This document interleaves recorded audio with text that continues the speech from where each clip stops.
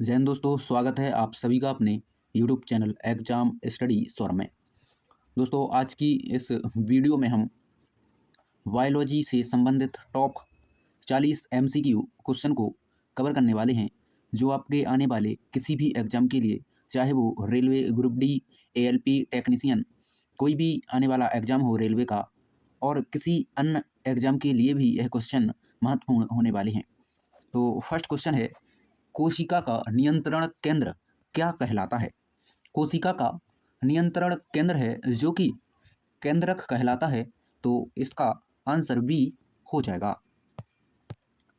तो अगला प्रश्न है हमारा, मानव शरीर की सबसे बड़ी ग्रंथि कौन सी है? मानव शरीर की जो सबसे बड़ी ग्रंथि है वो है यकृत, यानी इसका आंसर हमारा ए हो जाता है। अगला प्रश्न है, मानव शरीर की सबसे बड़ी हड्डी कौन सी है? मानव शरीर की सबसे बड़ी हड्डी है वो फीमर है, तो इसका आंसर ए हो जाएगा। अगला प्रश्न है, मानव शरीर की सबसे छोटी हड्डी कौन सी है? सबसे छोटी हड्डी स्टेप्स है, तो इसका आंसर बी हो जाएगा। अगला प्रश्न है, रक्त का लाल रंग किसके कारण होता है?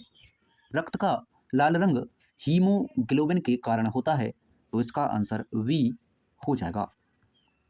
अगला प्रश्न है, मानव शरीर में कुल कितनी हड्डियां होती हैं? मानव शरीर में कुल 206 हड्डियां होती हैं, यानी इसका आंसर सी हो जाएगा। अगला प्रश्न है, रक्त का तरल भाग क्या कहलाता है? रक्त का तरल भाग प्लाज्मा कहलाता है, यानी इसका आंसर बी हो जाएगा।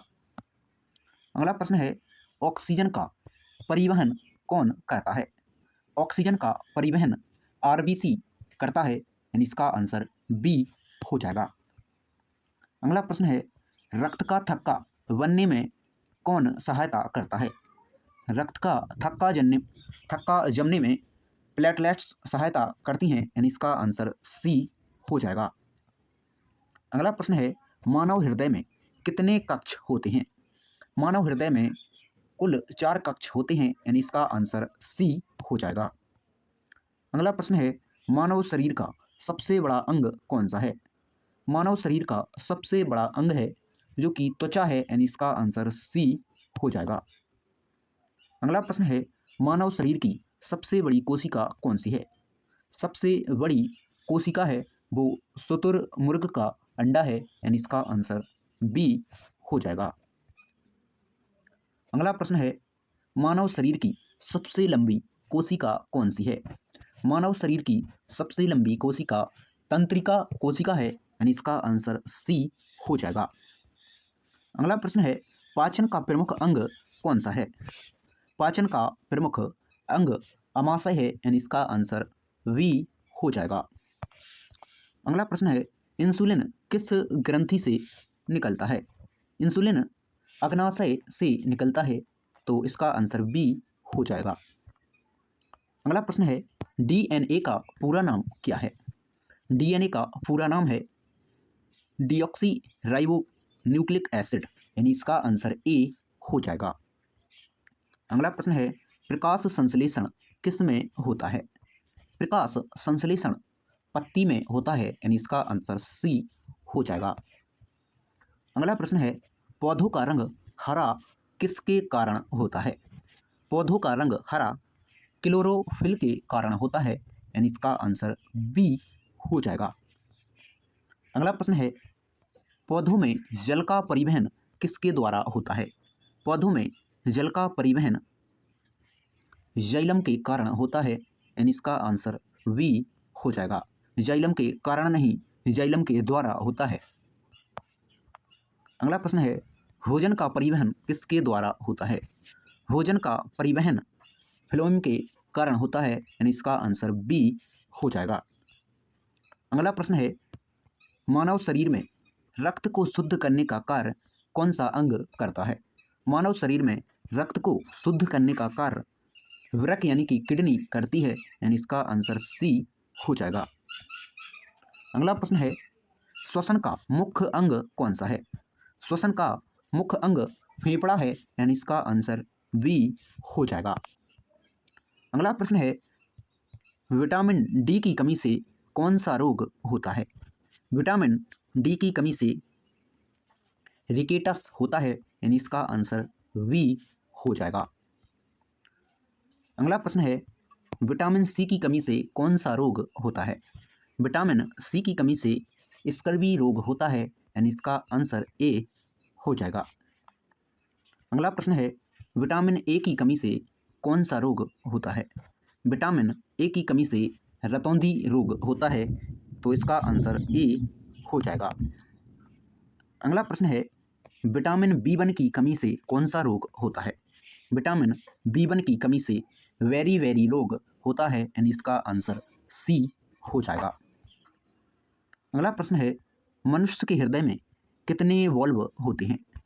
मनुष्य के हृदय में 5 वॉल्व होते हैं, यानी इसका आंसर डी हो जाएगा।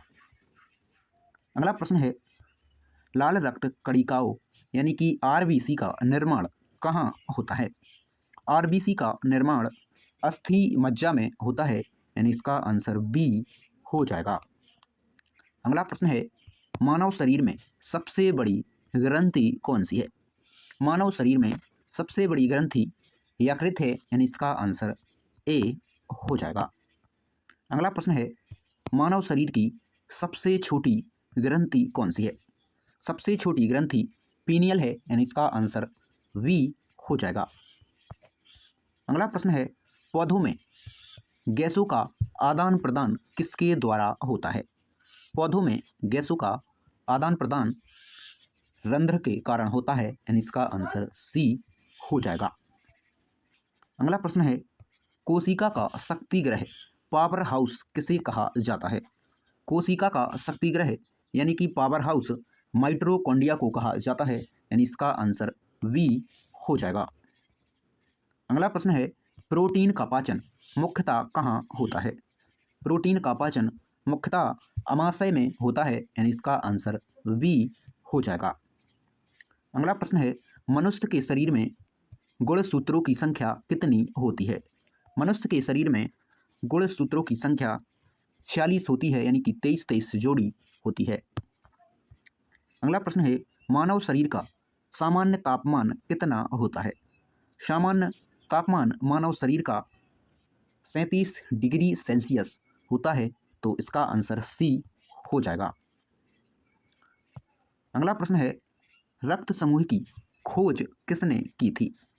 रक्त समूह की खोज कार्ल लैंडस्टीनर ने की थी, यानी इसका आंसर बी हो जाएगा। कार्ल लैंडस्टीनर ने रक्त समूह की खोज की थी।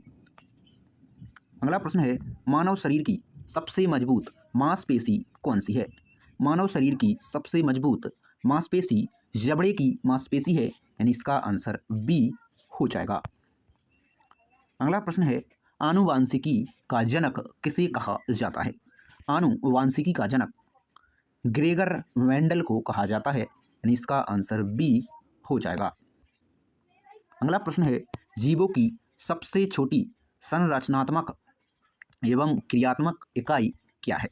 जीवों की सबसे छोटी संरचनात्मक एवं क्रियात्मक इकाई कोशिका है, यानी इसका आंसर वी हो जाएगा।